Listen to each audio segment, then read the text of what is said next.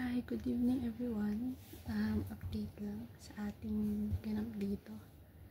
Nasa Hong Kong pa rin ako at lumalaban. Charis. Ngayon is August 25, 2025 and 11 na ba? 10:42 na lang kami dito. Nakakatapos ko lang mag-blow dry tapos mananahisa na ako kasi may pinagawa sa akin yung amo kong babae na lalagyan ng tag yung mga damit ng bata, mga gamit niya sa school. So, bukas na lang siguro at nakaka-bad trip ngayong araw. Pero so far, okay naman. Wala namang ganap na sa akin. Doon lang sa bata, umihi na naman siya sa short niya. Ito na yung ihian niya, tapos nandito siya, nakatago siya. Inaalisan ko siya ng short, tapos naihi na siya. Pag sobrang laro niya, tapos ayaw niya umihi, tapos sabihin niya na lang pag naiihi na siya.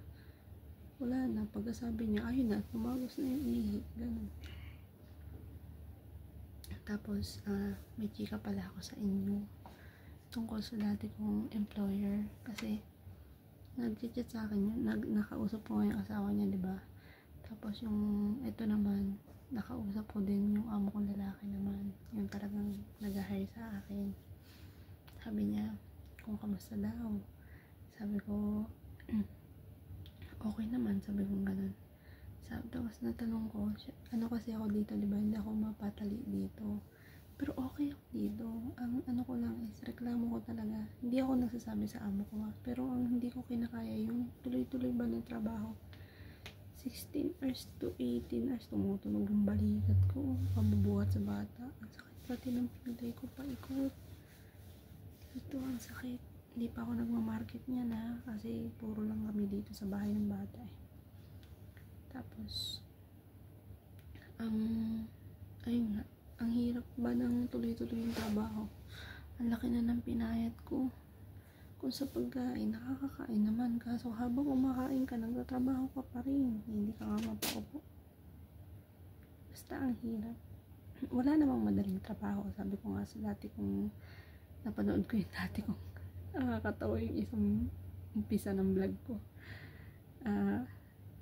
Sabi ko nga dun wala namang madaling trabaho, diba, laban lang, sabi ko pang ganun. Tapos ngayon, kanina napanood ko, natatawa ako sa mga sinasabi ko, pero totoo yung ibang payo ko doon, sa akin ko rin pala ma-apply. Sabi ko nga dati makarating lang ng Hong Kong, sobrang blessed na ako, kasi dream come true na yun. Ang pinaka-main goal ko talaga dito is makapunta ng Disneyland. Hindi makapagtrabaho. So ayun, baka pag na-reach ko na yun, magsibat na ako. Ito kasi amo kong lalaki sabi niya kamusta? Sabi ko okay naman.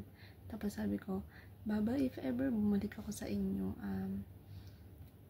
magkano yung magiging sahod ko? Sabi ko gano'n, out of nowhere.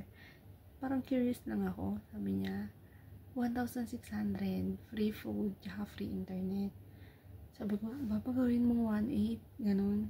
Sabi ko, gawin mo 1,800 kasi pambili ko ng snacks, tsaka pang lotion, shampoo, at tsaka mga toothpaste ko, pang toiletries ko.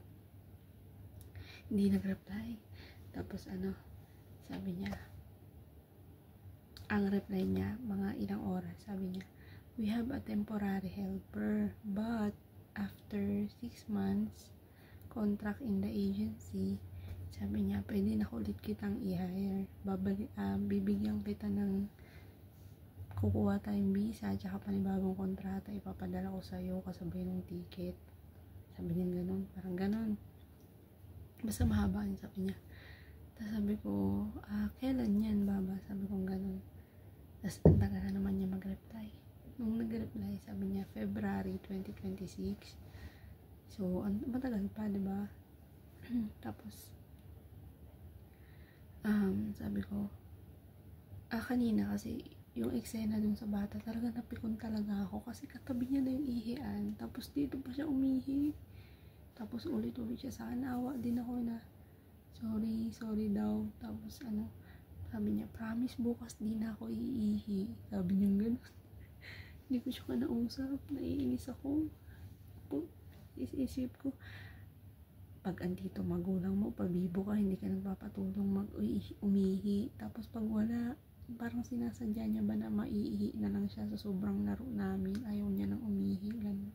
Pero pag nandiyan mama at papa niya, big girl siya, hindi siya nagpapatulong. Kahit pang dumi, hindi siya nagpapatulong. Pero pag kami dalawa na, halos hindi siya mapaano, ayaw niya umihi. Nakakainis. Tapos ayun, overthink na naman ako na, ano ba yan? Piste? Ba't ba kasi dito na Tapos sasabayan pa ako ng anak ko na, mauwi ka na, nag-hongkong ka pa kasi. Sabi niya gano'n sa akin.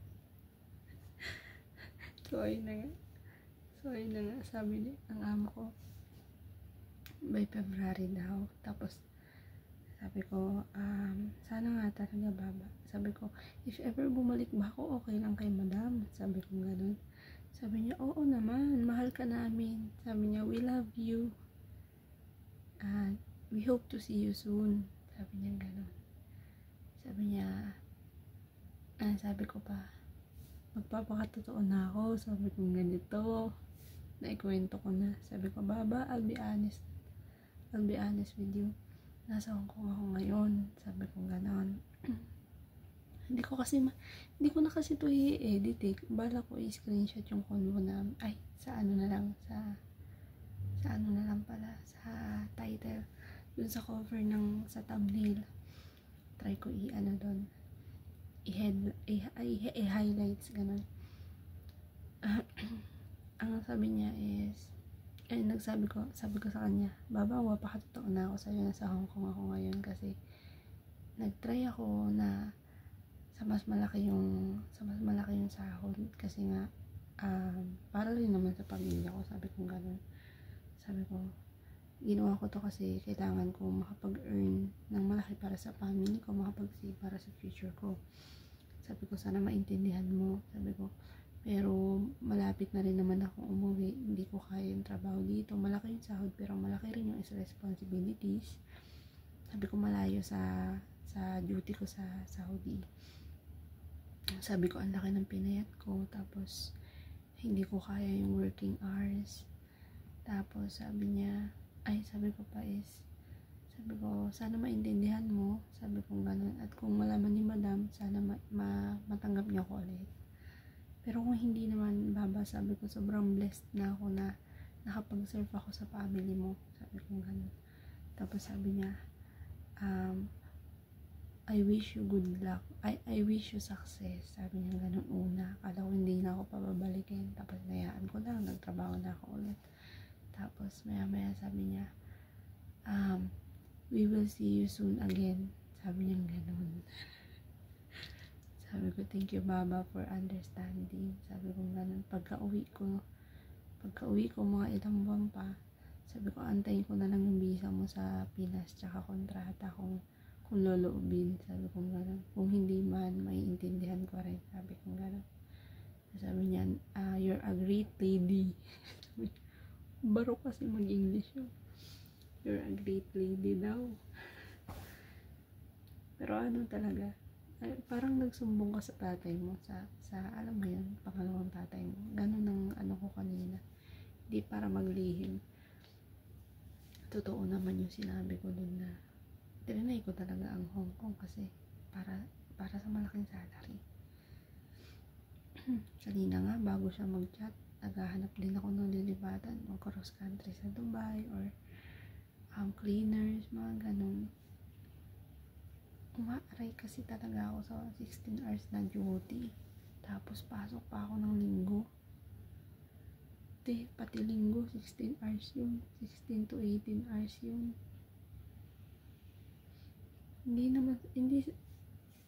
Sige na, nagre-reklamo na ako kasi halos wala akong day off. Tapos tuloy-tuloy yun. Nakapagod talaga. Tapos dito hindi pa ako umuupo. Hindi ako yung mag-upo sa kwarto. Siyempre yung mga datihan na dyan, marunong na dumiskarte ng yan, diba? Dito hindi ko magawa yun na uupo ako kapag natapos na. Feeling ko ang dami ko palaging kailangan gawin. Tapos kanina na lang ulit bumalik yung lola ng alaga ko. Ba naman, binuksan niya yung pintuan. Nagpasokan na naman yung mga alikamok dito sa bahay. Ang dumi-dumi to naman ng sahig. Dito kasi sa site na to, sa Lohas Park, kabilaan may ginagawang mga building, mga condominium, ang lalaki. Tapos yung bundok pinapatag nila. Talagang maalikamok talaga. Tapos harap kami ng dagat. Napapalibutan siya ng mga construction site. So ayun, madumi yung bahay pag nagbukas ko ng mga bintana. Iyak tawa ako sa lola eh. Ilang araw kong nilinis, tapos isang iglap, binuksan yung pinto, pasok lahat ng dumi sa bahay. Ayun, naisip ko na naman, mag-one notice na nga lang ako. Pero hindi ba? Kasi kung tututuhan yun ang amo ko sa Saudi, baka doon na lang bumalik. Or ngayon ko sila na-appreciate. Ngayon ko na-appreciate yung trabaho ko sa Saudi. Dati boring na boring ako doon. Ay, ingit na ingit ako sa mga nasa labas, yung nakakalabas. Ingit na ingit ako dyan. Taga sana all ako sa mga nagpapabalik bayan. Baka sa may malalaking hadiah. Ngayon ko na-appreciate yung safe ka sa family, nakakakain ka ng maayos, marami kang pahinga. Ngayon ko lahat na-appreciate yun. Kung sa pera, malaki na rin naman yung sahod sa Saudi. Ako kasi buo ko yun na sa Saudi, walang nababawas. Pera na lang every 3 months. Diyan mababawasan ang pambili ng mga toiletries ko. Tas mga noodles ko. Pero magbabawas na ako sa noodles kasi nga diba diabetic. May pre-diabetic ako, tas PCOS. So baka magsimula na ako maggulay. Pero hoping and praying, sabi ko nga kay Lord, kung saan yung will niya para sa akin, hindi na para ako yung masunod sa gusto ko. Kasi tulad nitong Hong Kong, pinilit ko to, inurada ko to, umuo lang ako ng umuo sa interview, hindi ako nangilatis ng amo. Ito tayo ngayon. Pero mabait yung pamilya to. Swerte rin ang makukuha nilang bago kasi kung sakali. Mabait yung bata, mabait yung mga mag-asawa. Marami lang silang ganap. Yung babae is komplikado. Pero sa ugali, mabait. Tapos, swerte rin yung mapupunta rito kasi paldo ka sa sahod. Day off mo, pag nag-OT ka, 200 magkano na yun sa pera natin, diba? Kung sa iba-ibang amo 164 lang ang Sunday OT, dito sa kanila 200. Tapos hindi na ako after sa pera. Alam mo, ngayon ko lang na-realize, mas nakakapagod kapag hinahabol mo yung, pag may hinahabol ka, ganun, hindi para habulin yung mga pangarap mo.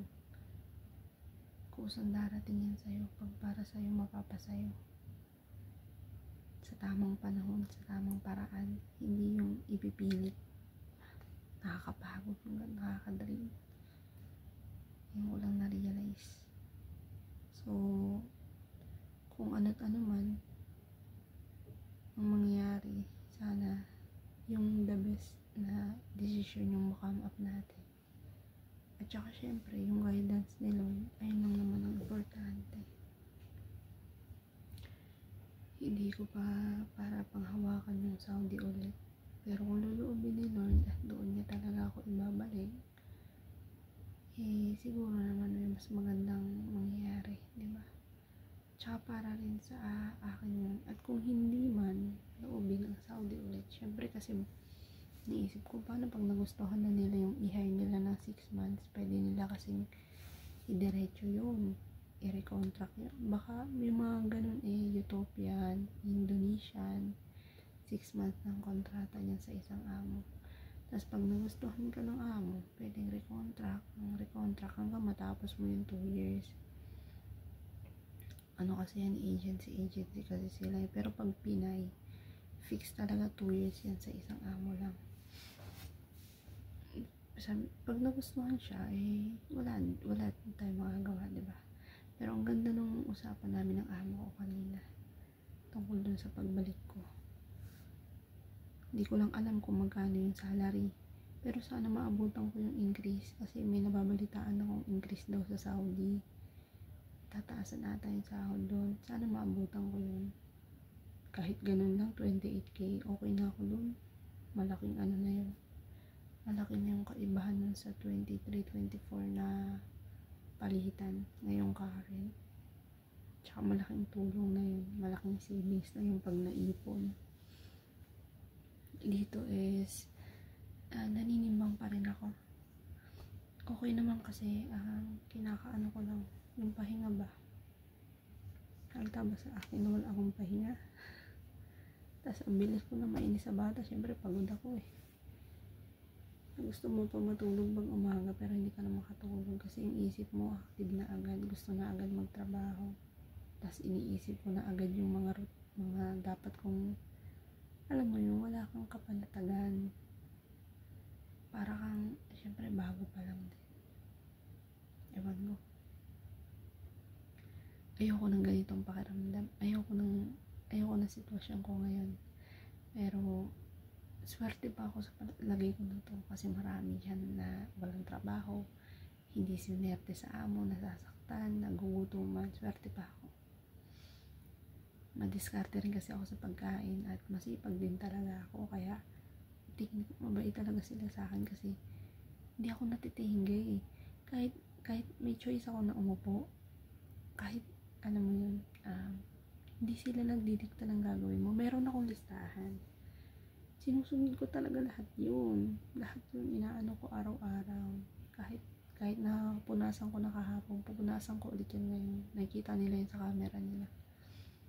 Lahat talaga pinapasadahan ko, kaya pagod ako kasi nakasulat na diba? Gagawin mo na lang.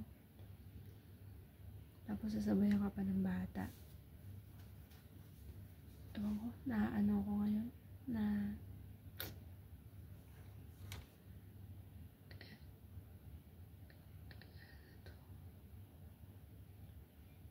anyway, ayun lang ang update natin. Sana naguguluhan din kayo. Dinamay ko pa kayo, Magulo kasi ako magdesisyon. Dati pa naman to. Walang katinuan sa desisyon. Pero, yung sa Saudi, hindi mo na ako tatagal ng 5 taon doon kung hindi maayos doon, diba?